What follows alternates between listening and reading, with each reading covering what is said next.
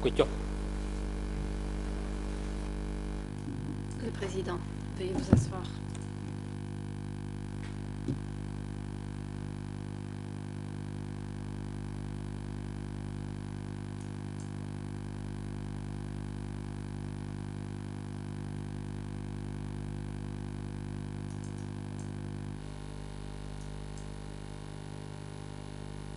L'audience est ouverte.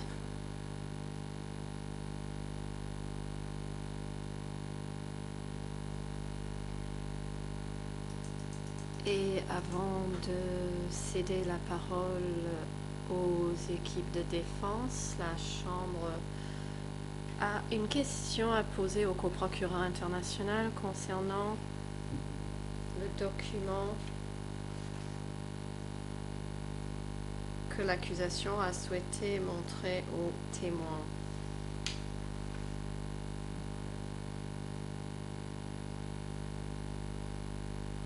Est-ce que ce document a déjà été transmis à l'unité d'appui aux témoins et aux experts afin d'être montré aux témoins ou pas? Veuillez également nous dire si la dénommée figurant dans ce document était réellement l'épouse de ce témoin. Veuillez préciser également sa date d'entrée et sa date de sortie de S21, le cas échéant.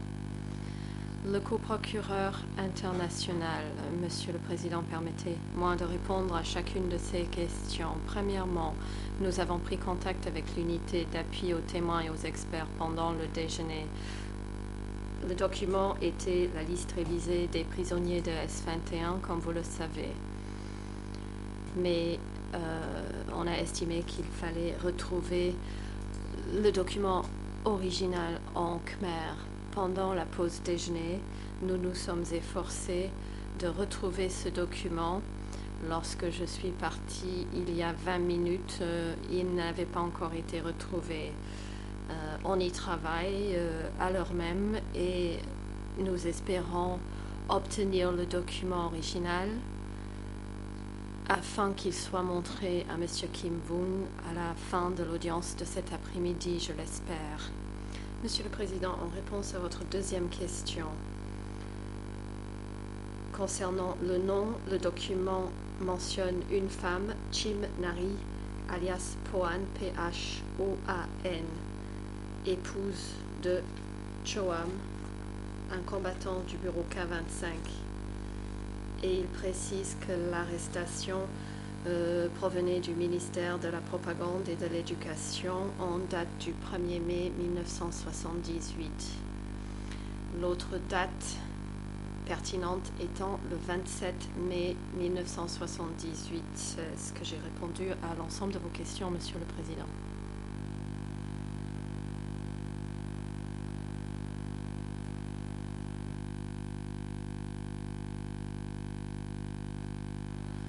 Le Président, oui, merci.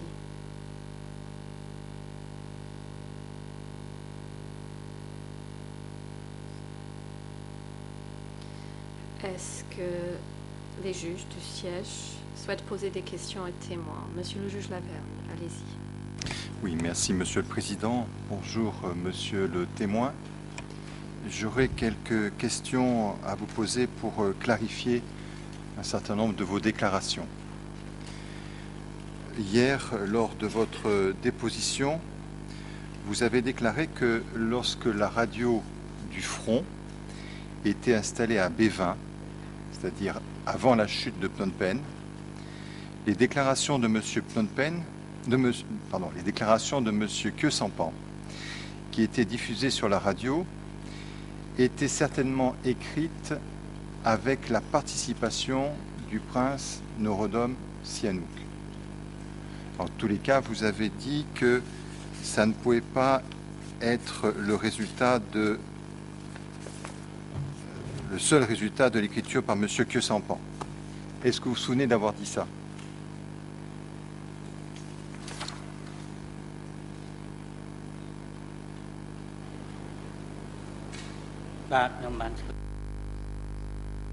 Oui, je m'en souviens, Monsieur le juge. Alors, est-ce que vous avez été le témoin, monsieur, de communication particulière entre monsieur Khieu-Samphan et le prince Norodom Sihanouk à cette époque?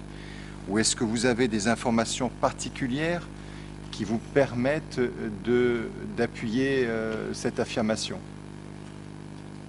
Ou est-ce que c'est une simple déduction, voire une spéculation de votre part?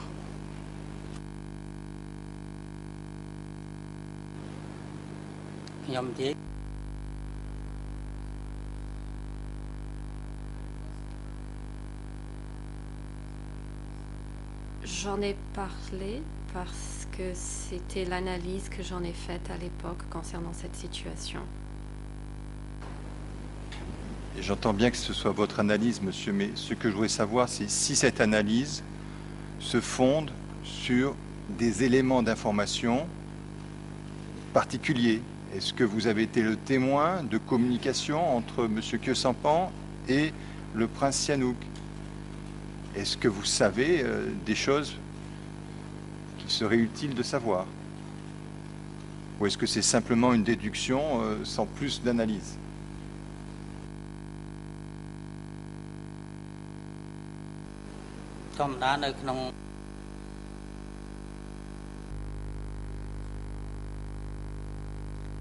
Pendant la période du Funk, le Funk était présidé par le prince Norodom Sihanouk.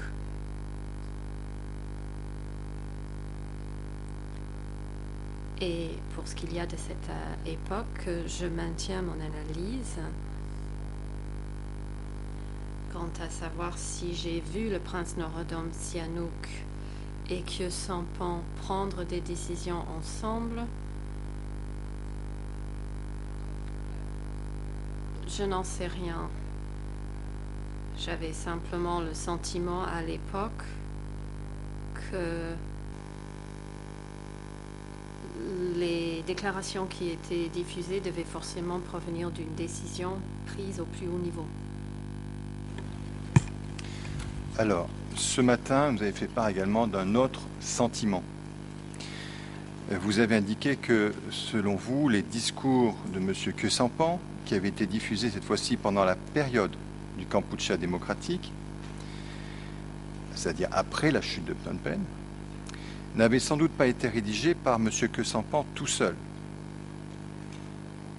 Et vous avez d'ailleurs indiqué que vous pouviez préciser cela parce que, dans votre souvenir, en ce qui concerne les discours écrits par M.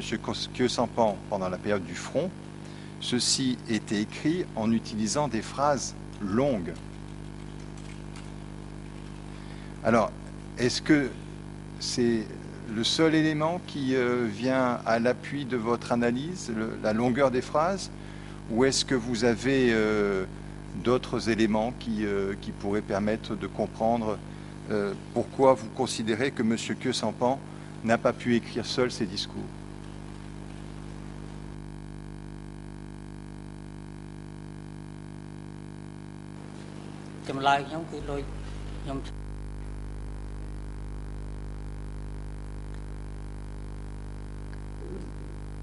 Ce que je vais dire maintenant sera différent de la déclaration que j'ai faite précédemment.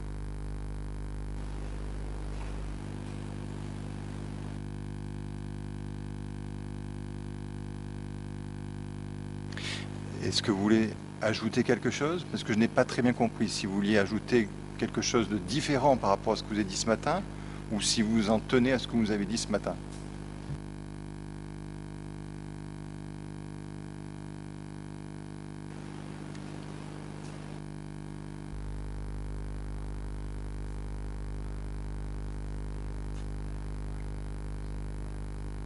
Je m'en tiens à ma position, estimant que M. Khieu-Samphan n'aurait jamais pu faire ces déclarations seul. Ça, c'était mon analyse. Monsieur le témoin, vous avez également été entendu par les enquêteurs des co-juges d'instruction. Alors, je vais essayer de résumer ce que vous avez dit en ce qui concerne M. Khieu-Samphan. Vous l'avez comparé à un éléphant handicapé, un éléphant sans jambes ou sans force dans les jambes.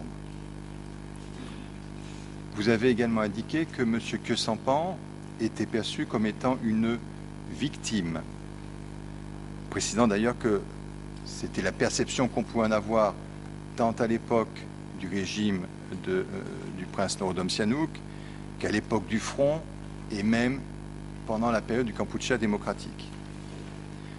Vous avez également ajouté que selon vous, c'était un homme qui n'a jamais eu de réel pouvoir.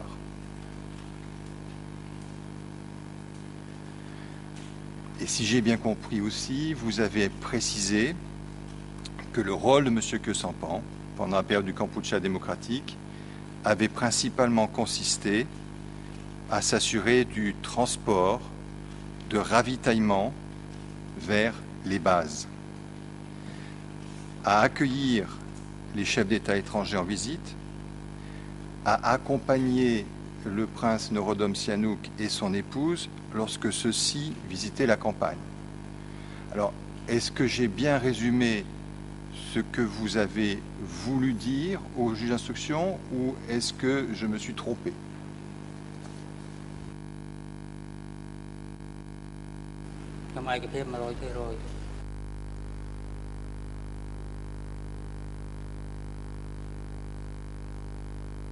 C'est un résumé complet de ce que j'ai bien dit au juge d'instruction. Alors, quelques questions pour essayer de comprendre si là encore il s'agit d'un sentiment, d'une analyse, et si c'est une analyse, sur quoi elle se fonde. Vous avez vous avez déclaré avoir rencontré M. Kyosampan au cours de déplacements que vous-même vous effectuez quand vous alliez faire des reportages à la campagne. Vous l'avez rencontré très souvent, M. Kyosampan, ou il m'a semblé entendre ce matin que vous l'avez rencontré une fois? À combien de reprises vous l'avez rencontré?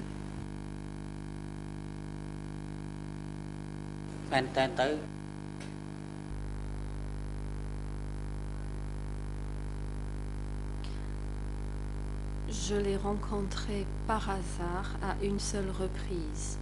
Je ne l'ai pas rencontré en face à face. C'était lorsque je suis allée prendre des photos dans une des bases. En discutant avec mes collègues, ils m'ont dit que Kyosampan était dans un véhicule avec Samdak. J'ai observé ce véhicule et j'ai constaté que c'était bien lui à bord du véhicule. Je peux donc dire que je ne l'ai jamais rencontré en personne. Donc vous ne l'avez jamais rencontré en personne, vous n'avez jamais discuté avec lui de son rôle, il n'a jamais été votre supérieur, il n'a jamais vérifié votre travail, je crois que c'est ce que vous avez dit ce matin. Est-ce que vous avez eu accès à des informations sur le rôle de M. Kyosampan dans des bureaux qui s'appellent K1, K3? Est-ce que vous avez des informations sur le fonctionnement du bureau 870?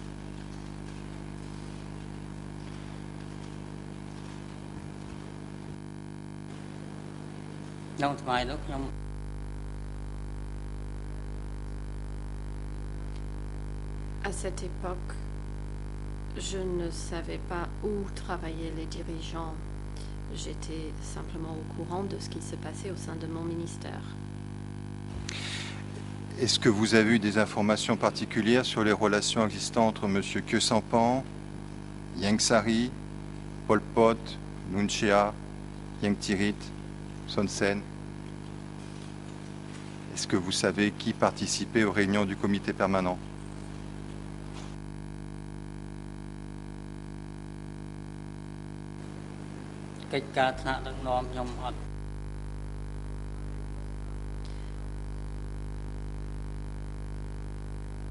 Je n'étais pas habilitée à connaître les rôles et les fonctions des dirigeants.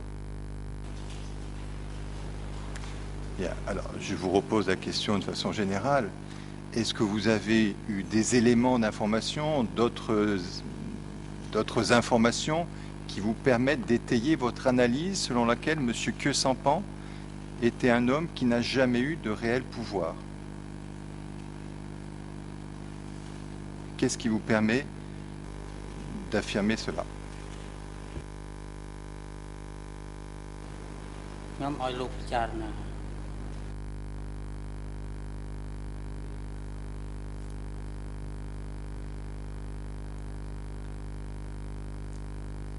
J'aimerais soulever quelque chose.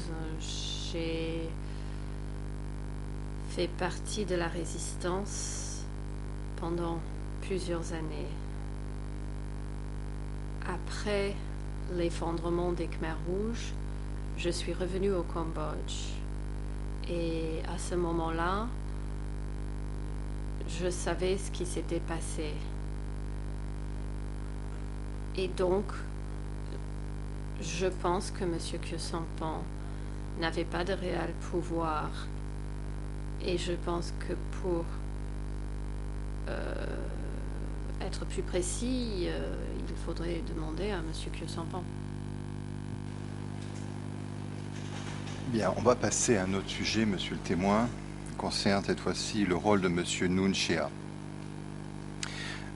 Vous en avez parlé très brièvement ce matin, vous en aviez parlé également devant les enquêteurs des co-juges d'instruction, et vous aviez dit devant les co-juges d'instruction que monsieur Nuon Chea était venu diriger le ministère de l'Information, de l'Éducation et de la Radiodiffusion après après l'arrestation de M. Ounim et après que Mme Youniat ait pris la tête des deux ministères, ministère de l'Information et ministère de l'Éducation. Ce matin, vous avez indiqué qu'en réalité, M. Nuon Chea n'était venu que par intermittence, si j'ai bien compris. Est-ce que vous pouvez nous en dire un peu plus sur ce que faisait M. Nuon Chea au ministère de la Propagande et de l'Éducation?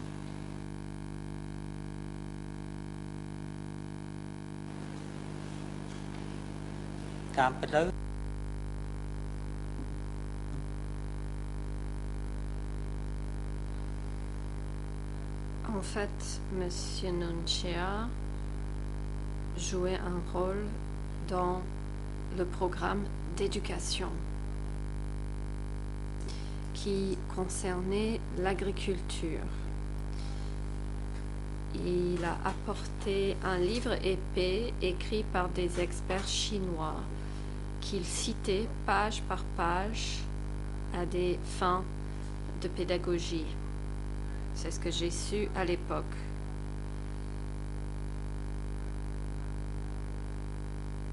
Pour ce qu'il y a d'autres documents, je ne sais pas comment la communication se passait. Tout ce que je savais concernant ces nouvelles fonctions, c'est que cela concernait l'aspect agricole. Je me souviens encore de ce livre épais des experts chinois sur des techniques de riziculture. Ceci était à but pédagogique. Est-ce que M. Nuon Chea est venu simplement faire des formations pour donner des informations sur des problèmes agricoles, ou est-ce qu'il avait également un rôle de contrôle des subordonnés, de la façon dont le travail s'effectuait, des informations qui étaient diffusées à la radio? Est-ce qu'il a remplacé Mme Youniat, ou est-ce qu'il est venu simplement en plus de Mme Youniat?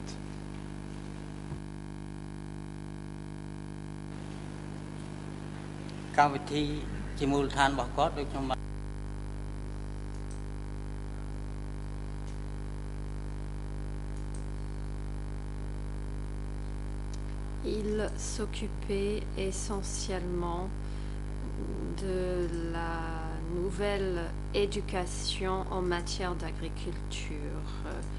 Je n'ai pas eu connaissance de son implication dans d'autres activités telles que la rédaction, parce que j'avais déjà été transférée au service de la radio du Kampuchea Krom lorsque M. Nuon Chea a été transféré au service de la propagande. la plupart du temps, il ne venait que lorsque Uniat était absente. Est-ce que vous savez s'il existait des liens entre le ministère de l'Information et de la Propagande et le ministère des Affaires étrangères? Et est-ce que, par exemple, il arrivait que des documents pour le ministère des Affaires étrangères aient été imprimés dans les bureaux du ministère de l'Information et de la Propagande?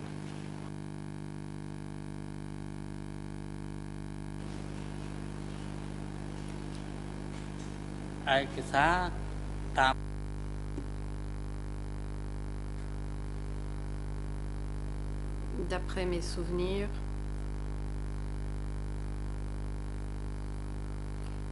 il n'y avait pas beaucoup de documents de ce type. Pour les radiodiffusions en khmer, il y avait des déclarations en khmer.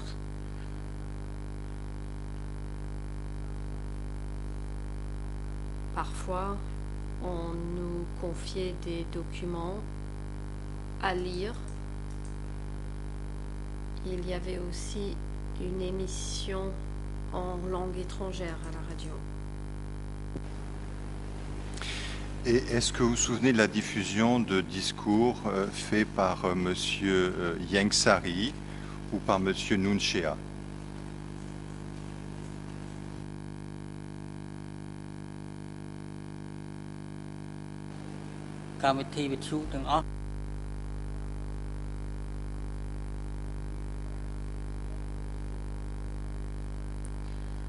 Pour ce qu'il y a des émissions de radio, moi je m'occupais surtout des tâches qui m'étaient confiées.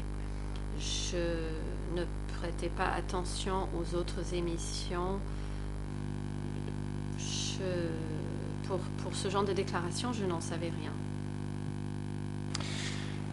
Est-ce qu'à la période du front, c'est-à-dire avant le 17 août 1975, vous avez eu l'occasion de rencontrer M.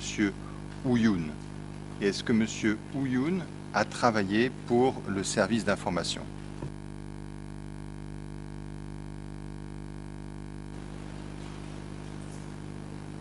À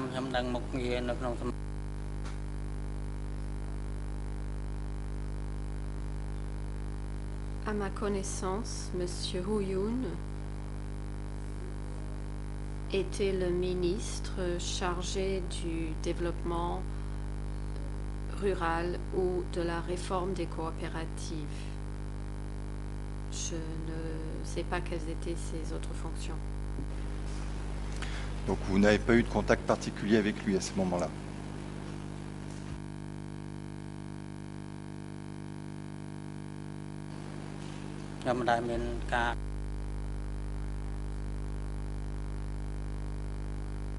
Je n'ai jamais eu de contact avec lui. Je l'ai rencontré à quelques occasions. Nous avons échangé quelques propos. Je lui ai coupé les cheveux. Je coupais les cheveux de certaines personnes, y compris M. Khieu Samphan.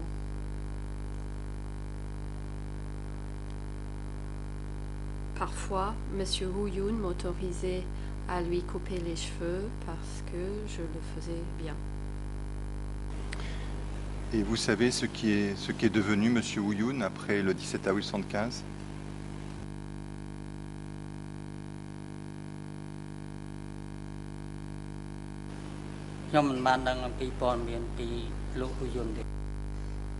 Non, je n'ai pas d'informations en ce qui lui concerne, mais je le croisais à B20 avant 1975, mais pas après. Alors venons-en à un dernier sujet qui concerne la revue Jeunesse révolutionnaire. Si j'ai bien compris, vous avez indiqué que c'était vous qui étiez en charge de la préparation et de l'impression de cette revue. Est-ce que c'est bien exact?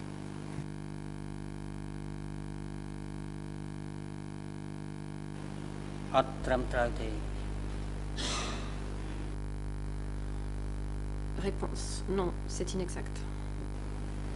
Alors, quel était votre rôle au regard de la revue Jeunesse révolutionnaire? Qu'est-ce que vous faisiez exactement?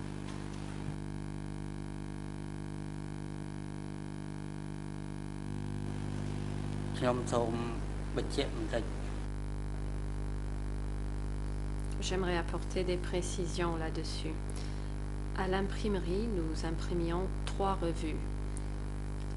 L'Étendard révolutionnaire, le magazine du Front,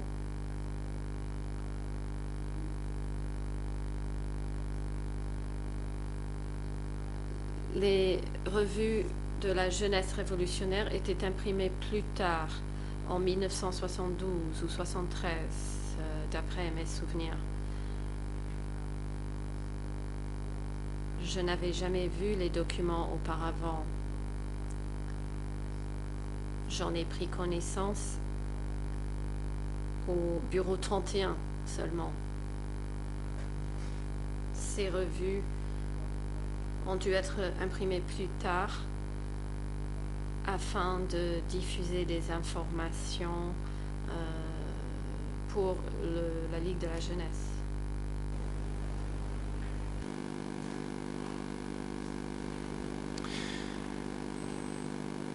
Est-ce que vous savez qui a rédigé les articles pour la revue Jeunesse révolutionnaire?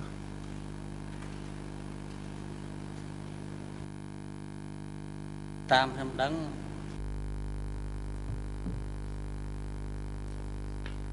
À ma connaissance, au début, c'était Madame Yoon Yat qui rédigeait les articles de ce magazine.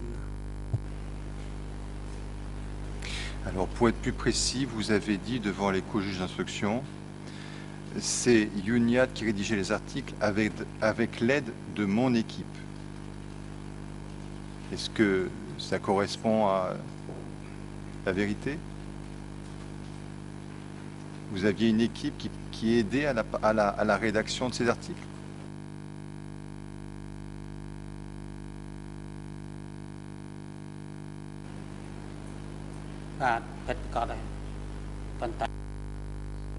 Oui.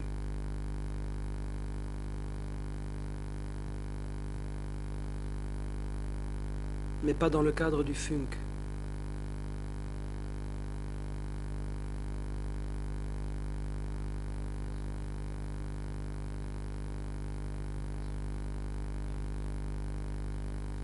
Mais c'était durant la période du Kampuchea démocratique.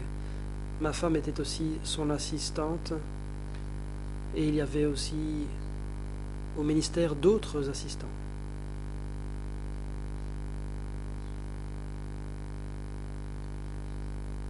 Pour ce qui est de la rédaction des brèves informations, mon équipe également apportait son concours. À quel public était destinée exactement la revue Jeunesse révolutionnaire?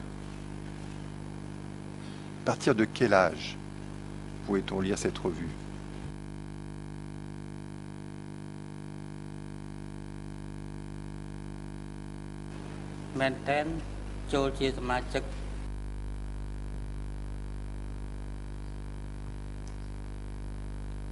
En fait, quiconque voulait adhérer à la Ligue de la jeunesse devait avoir au moins 18 ans. Les plus de 18 ans pouvaient adhérer. Et ils pouvaient lire la revue Jeunesse révolutionnaire. La revue Jeunesse révolutionnaire avait une visée idéologique. Est-ce que il y avait notamment un objectif de susciter la colère des jeunes, voire éventuellement la haine des jeunes, contre les ennemis de classe et à les inciter éventuellement à anéantir les ennemis de la nation, et ce complètement jusqu'à extinction? Est-ce que vous vous souvenez de publications qui allaient dans ce sens-là?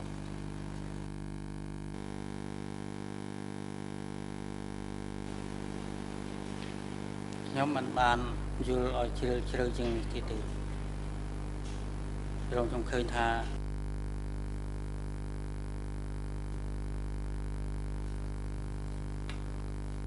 Je ne comprenais pas très bien. Je croyais comprendre qu'à l'époque, le PCK considérait que la Ligue de la jeunesse était l'auxiliaire direct du parti. Quiconque était membre de la Ligue de la jeunesse devait être à l'avant-plan, faisant partie des forces d'avant-garde du parti. Cette organisation de jeunes recevait un endoctrinement politique plus intense par rapport aux jeunes en général. Et est-ce que cet endoctrinement allait jusqu'à susciter la colère contre les ennemis?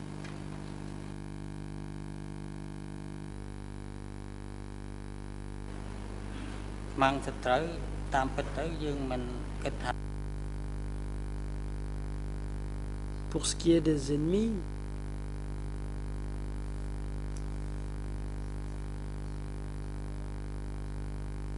il n'y avait pas d'ennemis en soi. Parfois, certains pouvaient être considérés comme des amis. Il n'y avait pas de point de vue absolu. Par exemple, si nous ne savions pas bien s'il s'agissait de véritables ennemis ou non, nous avions quelques réserves et nous recevions pour instruction d'analyser les points forts et les points faibles de ces gens. Par exemple, des groupes pouvaient être identifiés comme étant des ennemis, mais il n'y avait que quelques meneurs. Pendant la période de guerre, seuls étaient épinglés les meneurs du coup d'État. Et nous avons considéré ces meneurs comme des ennemis.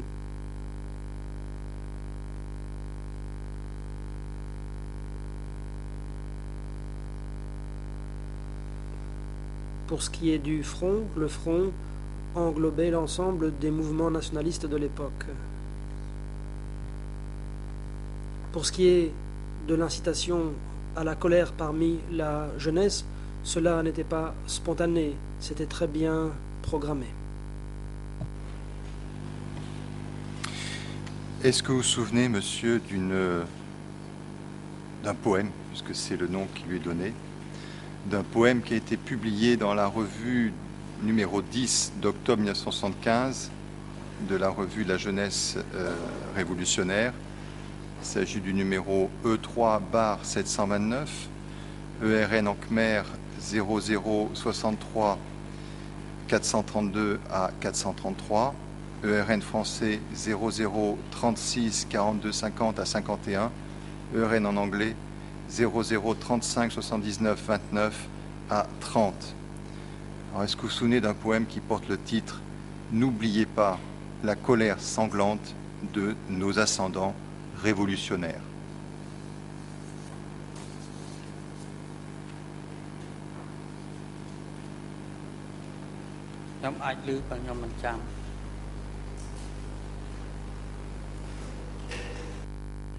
Peut-être que j'ai entendu parler de ce poème, mais je ne m'en souviens pas. Bien, dans ce cas, je n'aurai pas d'autres questions à vous poser, monsieur le témoin. Je vous remercie pour votre coopération.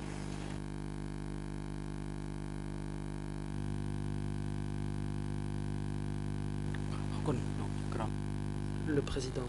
Merci, monsieur le juge.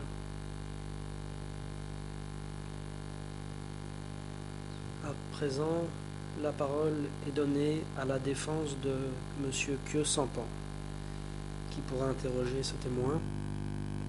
Après quoi, les deux autres équipes de défense auront la parole. Maître Komsom On, merci, bon après-midi. Monsieur le Président, Mesdames et Messieurs les juges, Monsieur le témoin, je m'appelle Komsom On, je suis avocat cambodgien de Monsieur Khieu Samphan. J'ai quelques questions à vous poser. J'espère que vous serez coopératif et que vous répondrez à mes questions.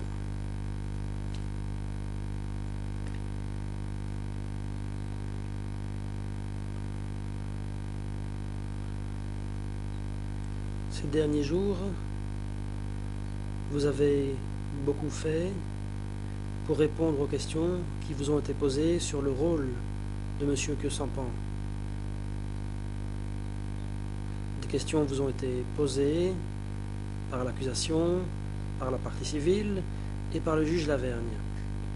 J'ai quant à moi quelques questions supplémentaires à vous poser pour apporter certaines précisions, de manière à ce que la Chambre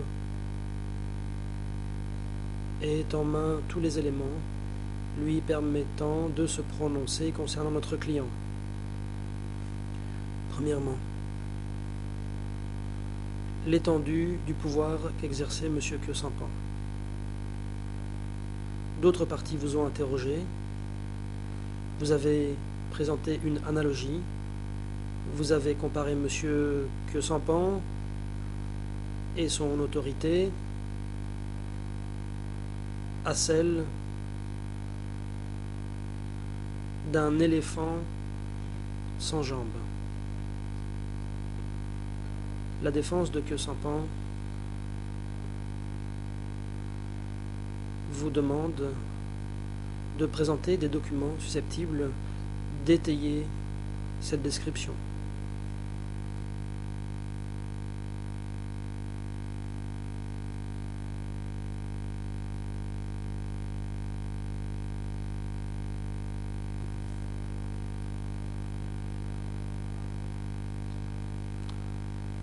Tout d'abord, des questions sur votre enfance.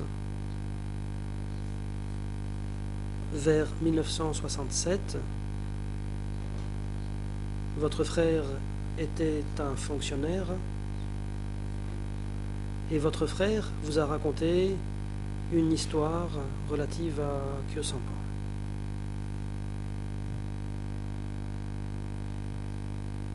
Est-ce que vous l'avez dit aux enquêteurs des bureaux des co-juges d'instruction?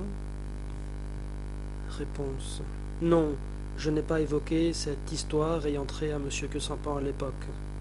Mais je me souviens de l'histoire que me racontait mon frère quand j'étais jeune. J'étais un jeune garçon et à l'époque il m'a raconté cette histoire. Question: quel âge aviez-vous à l'époque?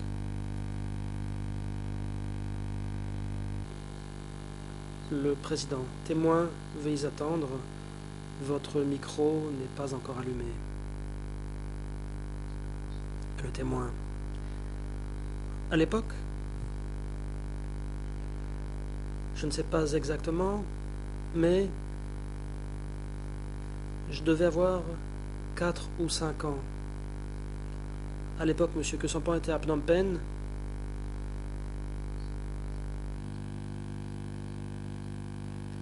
Et je pense que l'histoire qui m'a été racontée sur Kyosampan était correcte. La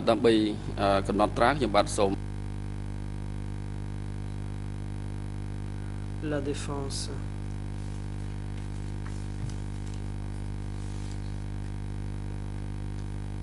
Malheureusement, l'interprète n'a pas entendu le début de l'intervention car le micro n'était pas allumé. Une cote a été donnée.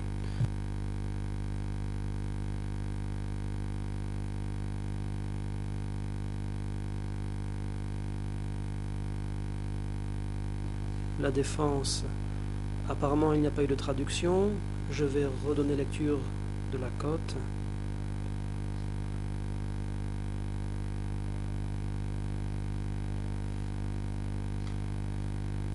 Vous avez été entendu par les enquêteurs du bureau des co-juges d'instruction. Document D201/10.1. Les ERN sont les suivants. En Khmer 00 83 37 91, en anglais 00 83 49 19, en français 00 83 57 38 et 39.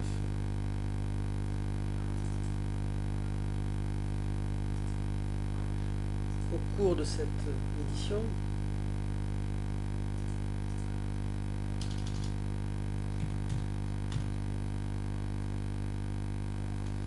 il y a eu un enregistrement sonore, mais vous avez dit quelque chose qui ne se retrouve pas dans le PV d'audition. Je voudrais en donner lecture. Je vais lire le PV d'audition.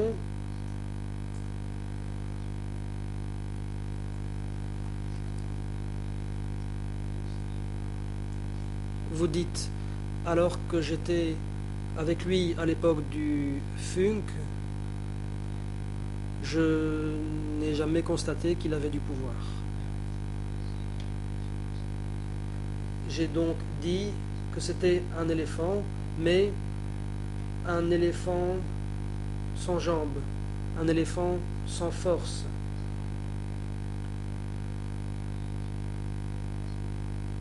J'avais entendu mon frère me parler de Khieu Samphan depuis 1967, parce que mon frère était fonctionnaire à Phnom Penh, et souvent il parlait de Khieu Samphan. À cette époque,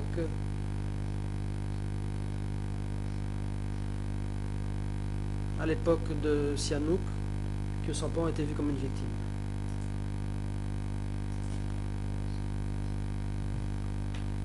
Vous souvenez-vous avoir dit ça aux enquêteurs?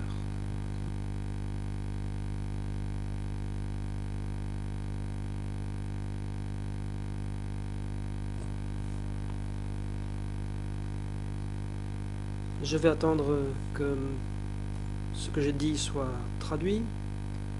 Voilà. Allez-y.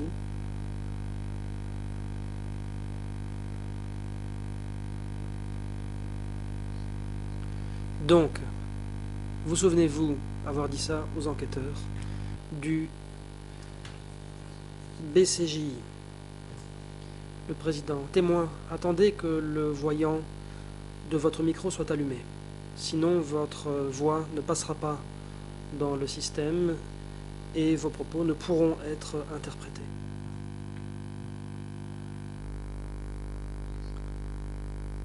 Le témoin. Oui. La défense. Merci. Vous souvenez-vous de l'histoire que vous a raconté votre frère sur Khieu Samphan à l'époque?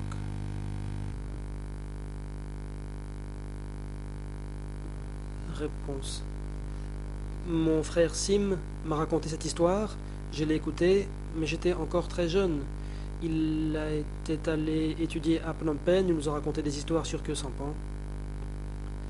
D'après mes souvenirs, il m'a raconté que M. Khieu Samphan était un haut responsable gouvernemental, mais que dans sa vie quotidienne, il n'était pas considéré comme une personne ayant une bonne vie. Il se déplaçait à vélo comme les citoyens ordinaires. Il ne ressemblait pas à d'autres hauts fonctionnaires. Mais à l'époque, j'étais très jeune. Je ne me souviens pas de tout. Je ne pouvais que m'imaginer cela de façon intuitive. Et à ce jour, je ne m'en souviens que partiellement. Un jour, il m'a aussi raconté qu'un jour, Khieu Samphan deviendrait le président du pays. Et je n'ai pas compris. J'étais jeune. À l'époque, je ne savais pas ce que faisait un président. Mais c'est ce dont je me souviens. C'est ce qu'il m'a raconté à l'époque. En outre, il m'a aussi parlé des mauvais traitements infligés à M. Khieu Samphan par d'autres fonctionnaires. Il m'a dit qu'il était considéré comme quelqu'un qui résistait à ces mauvais traitements. Dans la région où j'habitais, nous savions qu'il y avait des Khmers rouges qui étaient présents. Je ne savais pas pourquoi il avait été maltraité, parce qu'il participait au mouvement de résistance, peut-être, je ne savais pas, j'étais très jeune. Je n'ai guère prêté attention. À l'époque, je ne savais pas vraiment qui était qui. Il s'agit là de souvenirs, et je ne sais pas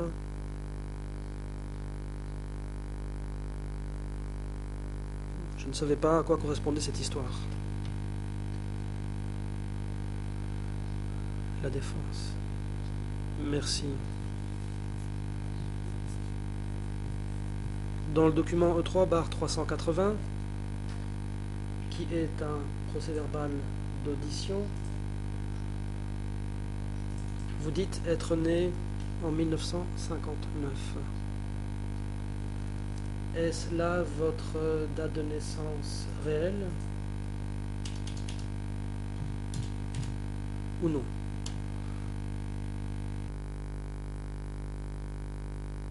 Réponse.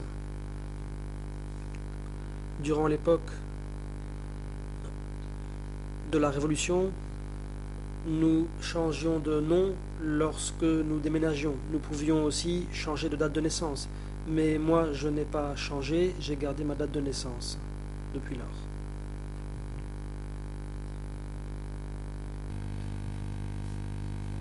En particulier avec le frère Vorn dans la zone nord. La défense. Donc vous êtes né en 1959. Dans ce cas-là, en 1968 ou 69, quand votre frère vous a raconté cette histoire, vous aviez 10 ou 11 ans, n'est-ce pas?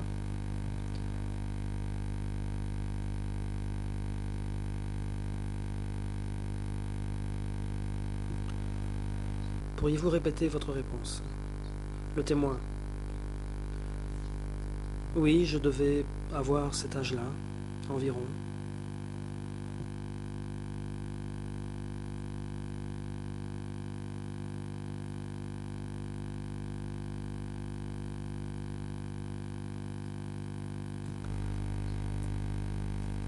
Question.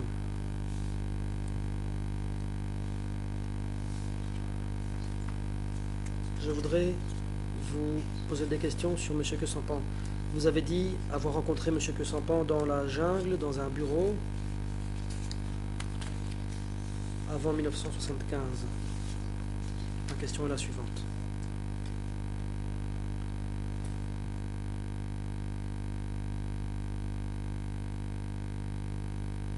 Combien de temps avez-vous travaillé à cette imprimerie dans la forêt et à quelle fréquence voyez-vous Monsieur Quesampan?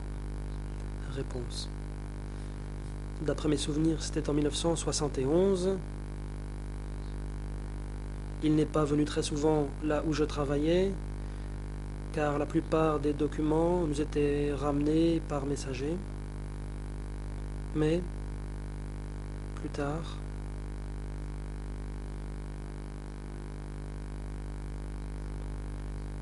nous avons voulu agrandir l'imprimerie et en plus, nous devions aussi nous préparer à diffuser des émissions radio. Sur place, le personnel a été élargi, c'est devenu un bureau. Il y avait là des cadres qui travaillaient pour le front et le nombre d'employés n'a fait qu'augmenter.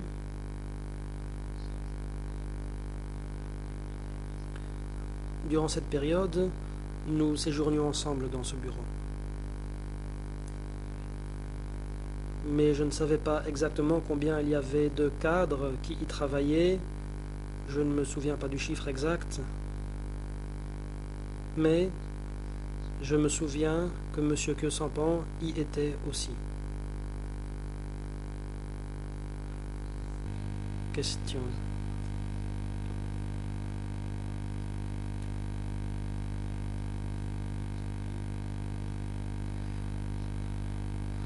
Durant quelle période êtes-vous resté à ce bureau avec M. Quesampan? Combien de mois, combien d'années? Le président. Témoin, veuillez attendre que le voyant rouge s'allume avant de répondre. Le témoin.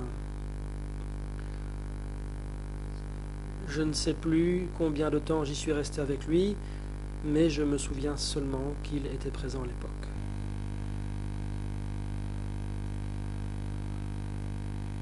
Question.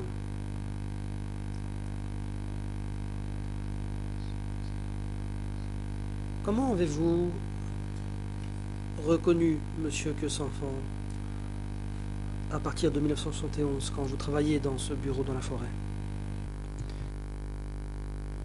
Réponse. Avant, je ne l'avais pas reconnu, je ne savais pas à quoi il ressemblait, mais j'ai appris qu'il avait été professeur et que c'était un intellectuel. Mes amis me l'ont dit. Un jour, j'ai interrogé mes collègues. Je leur ai demandé qui était la personne au teint pâle qui avait l'air d'un Chinois. À l'époque, je pensais que c'était quelqu'un d'Hanoï.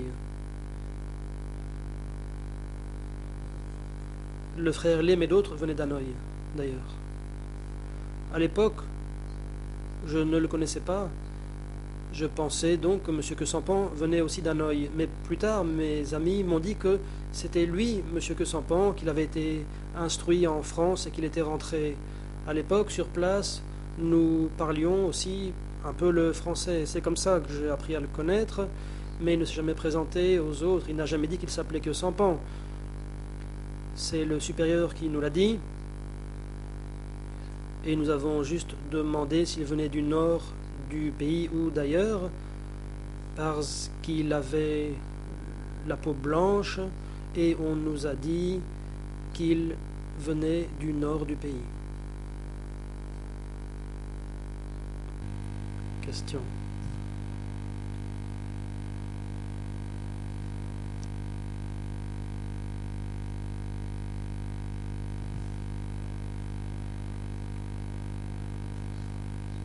Quand vous avez appris qu'il s'agissait de Queue-Sans-Pont, quelle impression avez-vous eue de lui? Réponse. Quand j'étais là-bas avec lui, j'ai essayé d'observer sa personnalité. D'autres parlaient beaucoup de son passé, racontant qu'il avait connu beaucoup de difficultés dans sa vie. À son âge, il était censé avoir une famille, mais ce n'était pas le cas. Voilà ce que j'ai appris. J'étais content parce qu'il y avait parmi nous des intellectuels.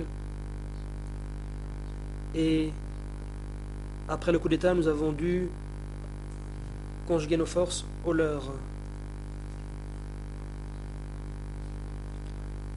J'ai été convaincu par l'influence de Samdech Ew de rejoindre la révolution.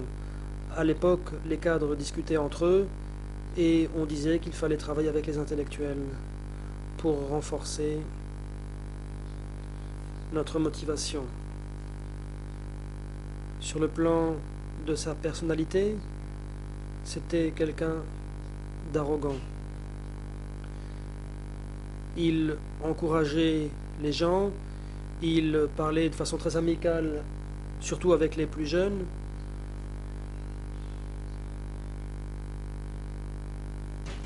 Et quand il quittait son bureau, il discutait avec les gens. Pour moi, c'était un modèle. Lui, à son âge, n'était pas encore marié, et moi, je ne pouvais pas faire la même chose.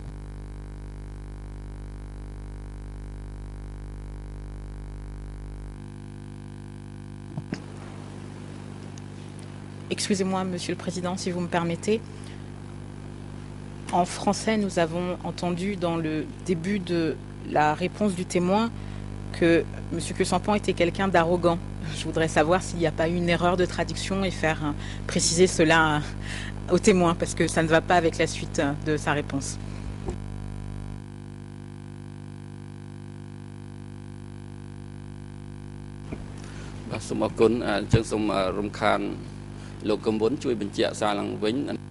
Maître Kong Som-on, peut-être que vous pourriez répéter cela aux fins d'interprétation. En khmer, j'ai bien entendu. Mais il faut voir pour l'anglais et le français.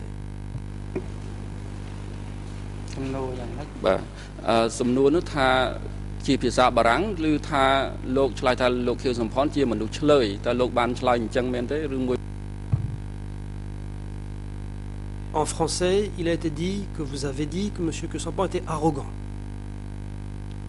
Est-ce que c'est ce que vous avez dit? Le président. Veuillez attendre que le voyant s'allume. ចម្លើយរបស់ខ្ញុំមិនមាននិយាយ Réponse. Je n'ai pas dit qu'il était arrogant. J'ai dit que j'ai beaucoup appris de lui. Il avait un certain âge, mais il n'était pas encore marié. C'est ce que j'ai voulu dire. La défense, merci de cette précision et je passe à ma question suivante.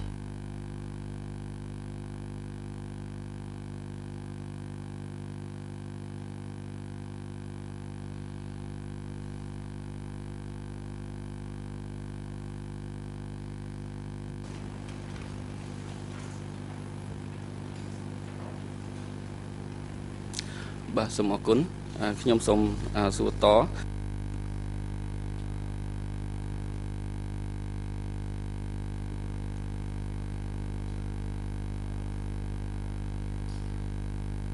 C'est une question qui concerne M. Khieu-Samphan. Vous avez dit qu'il vous a encouragé, qu'il a encouragé d'autres personnes travaillant à l'imprimerie.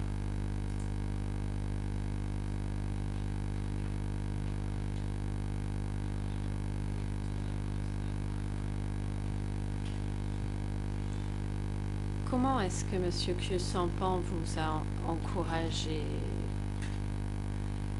Qu'est-ce qu'il vous disait? Réponse.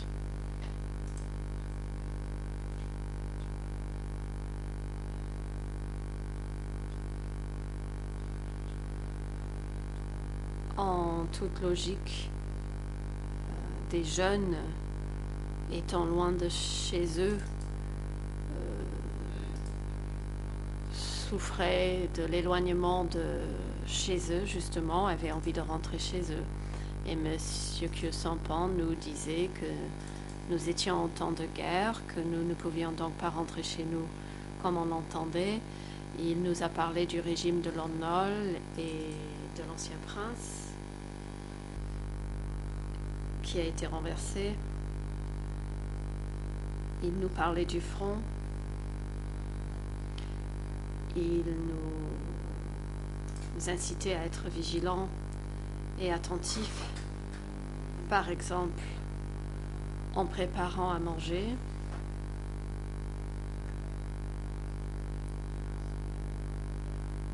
Il fallait creuser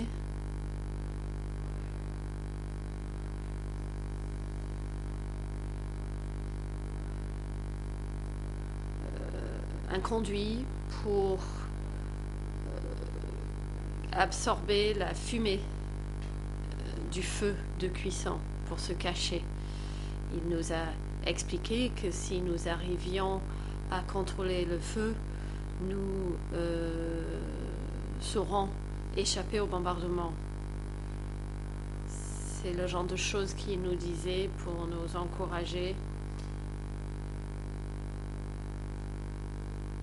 à être attentifs au quotidien. La défense, merci.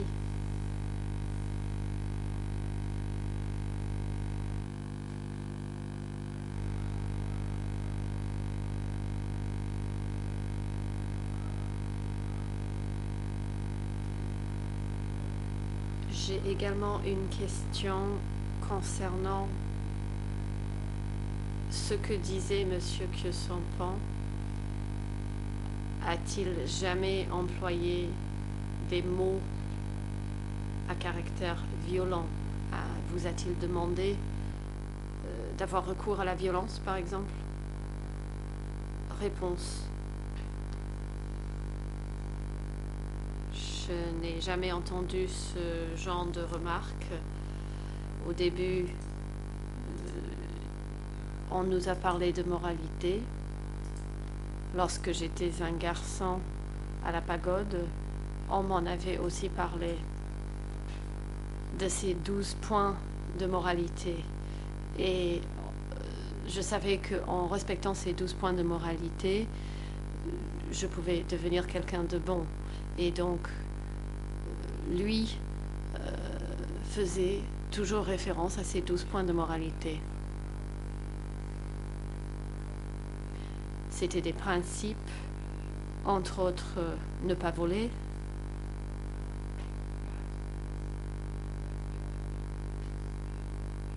les combattants ne devaient pas voler, même pas un grain de riz, ni un piment.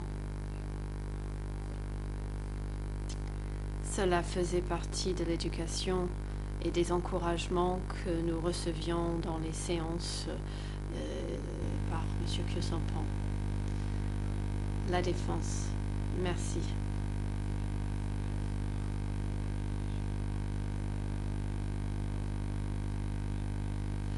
J'en reviens maintenant à l'écriture manuscrite de M. Kyo-Sampan. Vous avez dit l'avoir reconnu, vous avez dit pouvoir reconnaître des textes écrits de la main de M. Kyo-Sampan. Tout à l'heure, le juge Laverne vous a posé une question concernant les longues phrases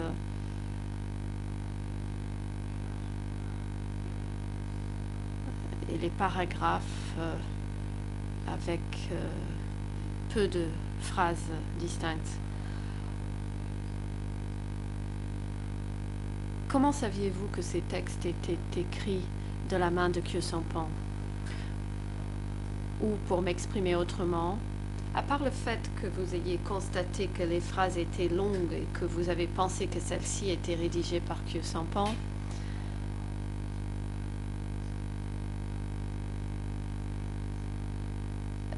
y avait-il d'autres éléments vous permettant de reconnaître l'écriture de Kyo-Sampan? Réponse. Parmi les dirigeants du Front, M. Kyo-Sampan est assez unique. M. Honum et T-Hol avaient des écritures différentes chacun. L'époque Koma avait également une écriture différente. Chacun écrivait différemment avec un style unique.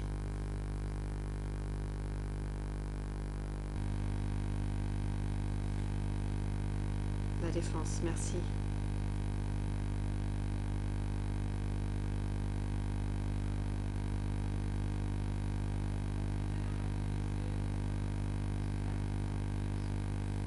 Dans ce même contexte, est-ce que les textes que vous avez vus étaient écrits à la main ou étaient-ils imprimés? Réponse.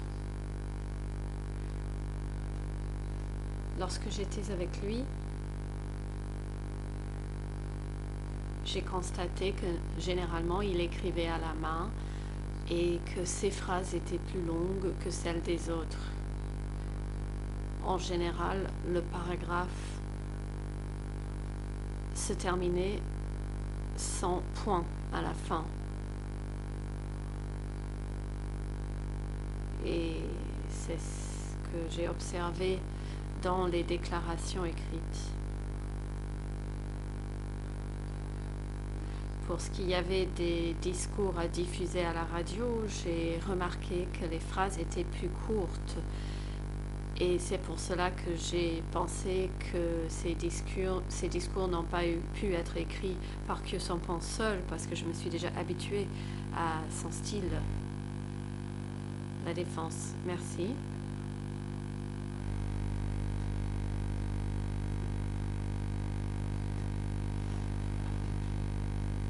Ma prochaine question concerne la période après 1975 et jusqu'en 1979. Ma question concerne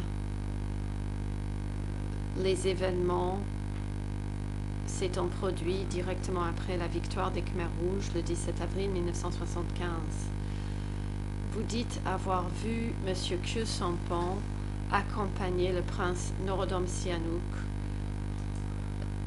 à la campagne. Le juge Laverne vous a déjà posé une question à ce sujet. Et ma question est la suivante. Vous avez dit dans votre déposition avoir rencontré M. Khieu Samphan par hasard.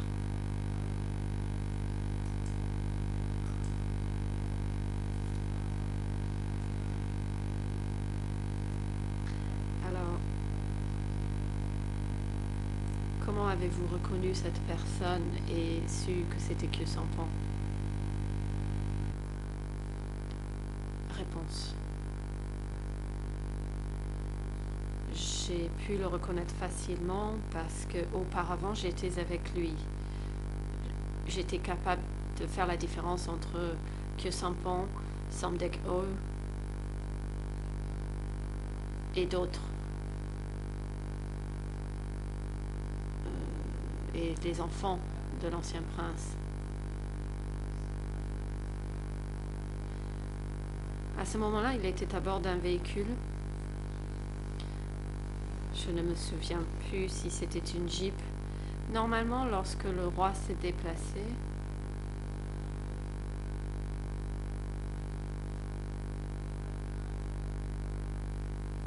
il voyageait à bord d'un véhicule de meilleure qualité. Je ne lui ai pas parlé. Je l'ai vu de loin et je savais tout de suite que c'était Khieu Samphan. Le président. Merci, maître. Merci, monsieur le témoin. Nous sommes à l'heure de la pause. Nous allons suspendre les débats et reprendre dans 20 minutes. Huissier d'audience, veuillez aider le témoin pendant la pause et le raccompagner au prétoire à 15 heures. សូមចេញក្រោកចោល